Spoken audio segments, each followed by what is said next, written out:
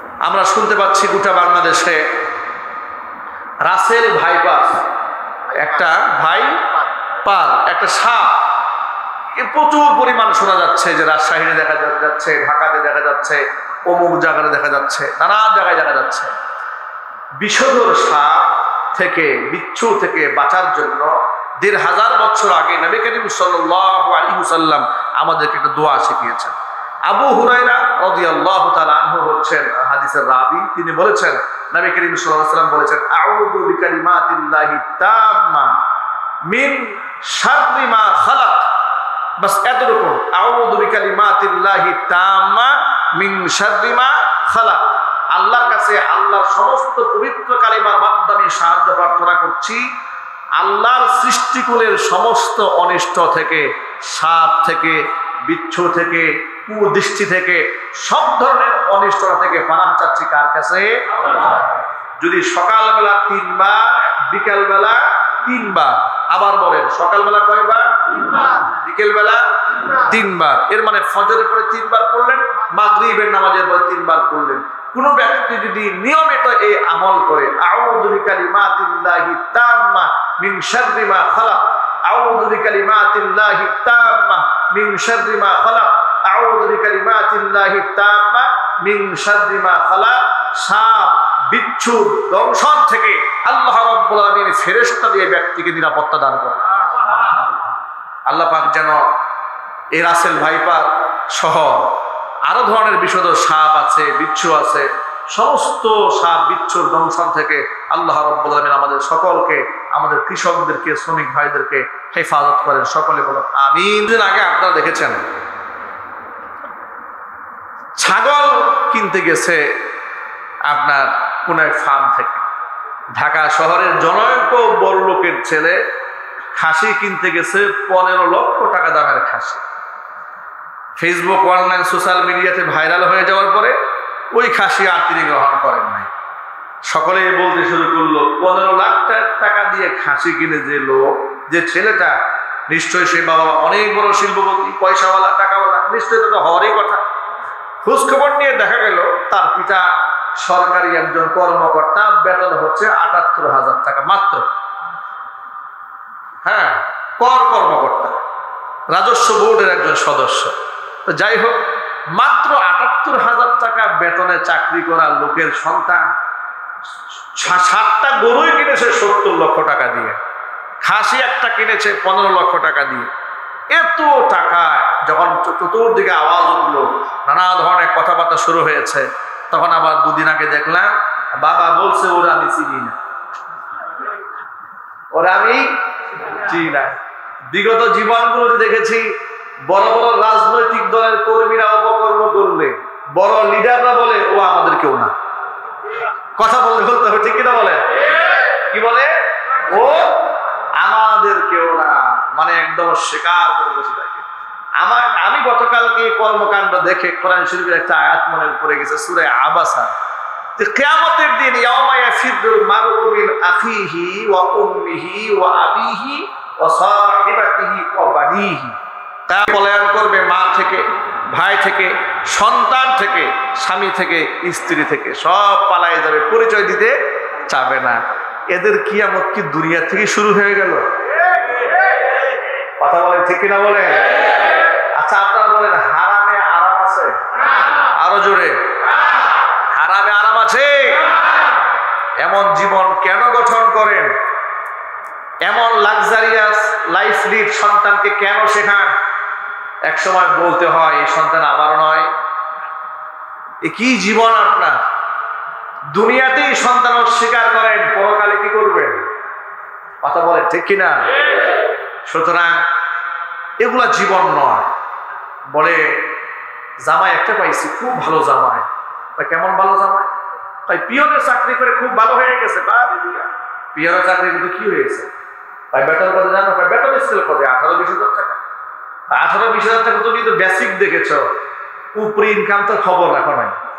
ডিআইটিতে flat কিনছে, খবর আছে তোমার? আছে না? সত্য না অসত্য? চিল্লায় বলেন। এই বাস্তবতা এই সমাজে আছে না নাই?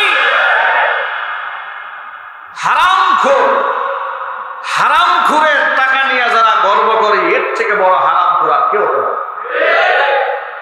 বিরাট জামাই পাইছি, একদম 14 গোষ্ঠীর কামাই, উপরে ইনকাম আছে কয়েক লাখ টাকা। এটা জীবন নয়, এটা পশু পাখির জীবন, হায়নাদের জীবন। মানুষের জীবন কেমন হতে পারে না? মানুষের জীবনে গাইডলাইন আছে, পরকাল আছে, আলমে বারজাক আছে, বৈধ অবৈধ আছে, জায়েজ না জায়েজ আছে। সন্তান লালন পালনের ক্ষেত্রেও অসংখ্য গাইডলাইন আল্লাহ পাক দিয়ে দিয়েছেন। সন্তানকে কি শিখাবে? আদব শিখাবে, ঈমান শিখাবে, দ্বীন শিখাবে, আখলাক শিখাবে। কবরে শুয়ে থাকবে, সন্তানের ইবাদতের সওয়াব তোমার আমলনামায় আল্লাহ পৌঁছে দেবে। এই বিশ্বাসের নামই তো ঈমান। না, এই বিশ্বাস নাই আমাদের? আমাদের সন্তানরা ভালো কাজ করলে বেনিফিটেড আমরা হব কবরে শুয়ে। ঈমান আছে না নাই? যদি থেকে থাকে তাহলে আল্লাহর কাছে দোয়া করেন, আয় আল্লাহ, আয় আমার রব, হাব লানা মিন আজওয়াজিনা ওয়া যুররিয়াতিনা কুররাতা আয়ুন। আল্লাহ তাআলা, তুমি আমাদের সন্তানদেরকে আমাদের চোখের শীতলতা বানাও, তাদের আমাল, তাদের আখলাক এত সুন্দর হোক, মানুষ যেন দোয়া করে বলে এটা কোন মায়ের সন্তান। মানুষ যেন এমন কথা না বলে, বাপ যেমন খারাপ ছিল পুরা আরো খারাপ হয়েছে, এমন কথা যেন না বলে। মেয়েটা যেমন জঘন্য, মা আরো জঘন্য, এমন কথা মানুষ যেন না বলে। সন্তানদেরকে দ্বীন শিক্ষা তালিম দেন, হকপন্থী আলেমদের সান্নিধ্যে মাঝে মাঝে নিয়ে যান। আলেম ওলামার সাথে সালাম মুসাফা করাবেন, উঠা বসা করাবেন। শিশুকাল থেকে বাচ্চাদেরকে হাতে ধরে ধরে মসজিদে নিয়ে আসবেন। মসজিদ থেকে বিদায় হওয়ার সময় ইমাম সাহেবের সাথে সালাম এবং মুসাফা করা শেখাবেন। আপনার সন্তানকে আলেম ওলামার সাথে সম্পর্ক তৈরি করেই যদি বড় বানাতে পারেন, ওর জীবনটা হবে একরকম। মসজিদ চেনে না, মাদ্রাসা চেনে না, পরকাল চেনে না, আল্লাহ চেনে না, এমন ব্যক্তিকে যত শিক্ষায় শিক্ষিত করে, সর্বশেষ ও বড় হওয়ার পরে স্বপ্ন দেখবে সবার আগে আপনাকে কবে ঘাট ধাক্কা দিয়ে ঘর থেকে বের করে দেবে। কথা বলতে হবে, ঠিক কিনা? এটা হবে ওর জীবনের প্রথম টার্গেট, আপনাকে কবে ঘর থেকে বের করবে। আর বলবে বুড়া মরে না কেন? এই বুড়া মরে না কেন? বুড়া মরলেই তো সব রাজত্বের মালিক আমি হয়ে যায়। আর সন্তান যদি সুসন্তান হয়, আপনার জন্য আপনার সন্তান নামাজ পড়ে কেঁদে কেঁদে বলবে রব্বির হামহুমা কামা রাব্বায়ানি সগীরা। সুতরাং এমন সন্তান পাওয়ার জন্য আল্লাহর কাছে দোয়া করতে হয়। সন্তান এমনিই সুসন্তান হয় না। যদি এমনিতেই সুসন্তান হয়ে যেত, এই দোয়া আল্লাহ শিখাইতেন, ঠিক না বলে? আচ্ছা, আপনারা বলেন তো, নবী রাসূলরা আল্লাহর কাছে নেক সন্তানের জন্য দোয়া করেন নাই?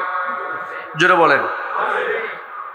ইব্রাহিম আলাইহিস সালাতু ওয়াস সালাম আল্লাহর কাছে দোয়া করে বললেন, রব্বি হাবলি মিনাস সালিহিন।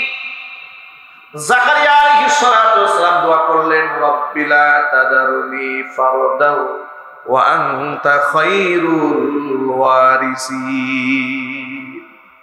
আল্লাহ আমাদেরকে নেককার সন্তান দান করো, আমাদেরকে নিঃসন্তান করে দুনিয়া থেকে তুমি উঠায় নিও না। নেক সন্তানের জন্য নবীরা পর্যন্ত দোয়া করেছেন। আল্লাহ পাক নেক সন্তানের জন্য দোয়া শিখিয়ে দিয়েছেন। আমার কাছে নেক সন্তানের জন্য দোয়া কর। আল্লাহু আকবার। রব্বানা হাব লানা মিন আজওয়াজিনা ওয়া যুররিয়াতিনা কুররাতা আয়ুন। আয় আল্লাহ, আমার বংশধর, আমার পরিবার পরিজনকে এমন আচরণ অধিকারী বানায় দাও যাদের আচরণ দেখলে আমার চক্ষুটা শীতল হয়ে যায়। আর যদি এমন হয় বাবা বসে আছে এক চেয়ারে, ছেলে আরেক চেয়ার উপর বসে পায়ের উপর পা দিয়ে সিগারেট টানতেছে, কি দৃশ্যটা! কি ছেলে তৈরি করেছেন! এটা আখলাক নয়, এটা চরিত্র নয়, এটা জীবন নয়, এটা সম্মানের জীবন নয়, এটা অভিশাপ। এটা কি অভিশাপ? আল্লাহ যেন আমাদের সন্তানদেরকে সুসন্তান বানায় দেয়। জোরে কোন আমিন। সবাই বলেন না আমিন। সন্তানদেরকে আমরা মানুষের মতো মানুষ করব, আল্লাহর কাছে দোয়া করব। আল্লাহ পাক বলছেন, এরপরে দোয়া করবেন, ওয়াজআলনা লিল মুত্তাকিনা ইমামা। আল্লাহ, তুমি আমাদেরকে লিডার বানাবে, ফাসিক ব্যক্তিদের লিডার নয়, ইমানদার ব্যক্তিদের লিডার। সুবহানাল্লাহ বলেন। ওয়াজআলনা লিল মুত্তাকিনা ইমামা। ইমানদার বান্দাদের নেতা, ইমানদার ব্যক্তিদের নেতা, আল্লাহ তুমি আমাদেরকে বানাও। আল্লাহ বলছেন এই সমস্ত গুণাবলী যে বান্দাদের মধ্যে থাকবে তাদেরকে আমি কি দিব শোনো। উলাইকা ইউজজাউনাল গুরফাতা বিমা সাবারু ওয়া ইউলাক্কাউনা ফিহা তাহিয়াতাও ওয়া সালামা। এই সমস্ত ধৈর্য তারা দুনিয়ায় ধারণ করেছে, বিনিময়ে উলাইকা ইউজজাউনাল গুরফা, জান্নাতের কামরার মধ্যে এদেরকে বিনিময় স্বরূপ প্রবেশ করানো হবে। উলাইকা ইউজজাউনাল গুরফা, ঢুকানো হবে, ওয়া ইউলাক্কাউনা ফিহা তাহিয়াতাও ওয়া সালামা, তারা সেখানে শান্তি, অভিবাদন, সালাম, সুস্বাগতম এগুলা তারা সেখানে তাদেরকে সম্মান দেওয়া হবে, তাদেরকে সালাম করা হবে, তাদেরকে বিরাট বড় কাফলা তৈরি করে তাদেরকে মোস্ট ওয়েলকাম দেওয়া হবে ফেরেশতার মাধ্যমে। চিল্লায় আল্লাহু আকবার। তারা থাকবে কদিন সেখানে? খালিদিনা ফিহা, চিরদিন তারা সেখানে থাকবে।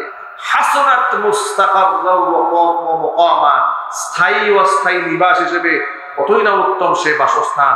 আল্লাহু আকবার।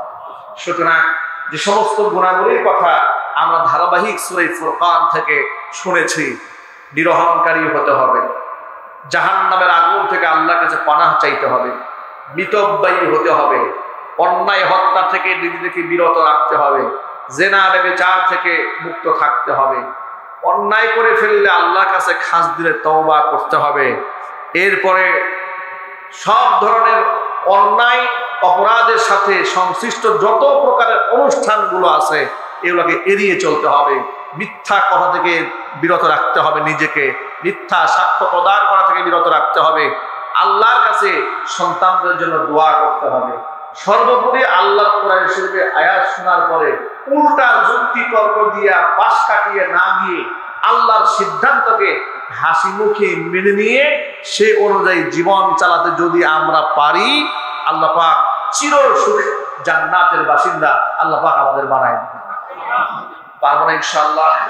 আল্লাহ রাব্বুল আলামিন যেন আমাদের সকলকে প্রস্তুত থাকার তৌফিক দান করেন, আমাদের অন্তরকে আল্লাহ পাক কোরআনের নূর দিয়ে আলোকিত করে দেন, গোটা সমাজ ব্যবস্থাটাকে আল্লাহ রাব্বুল আলামিন ইসলামের হেদায়েতের মধ্যে এনে দেন। জোরে বলেন আমিন। আর আমরা আজকের থেকে নিয়মিত একটা দোয়া করব,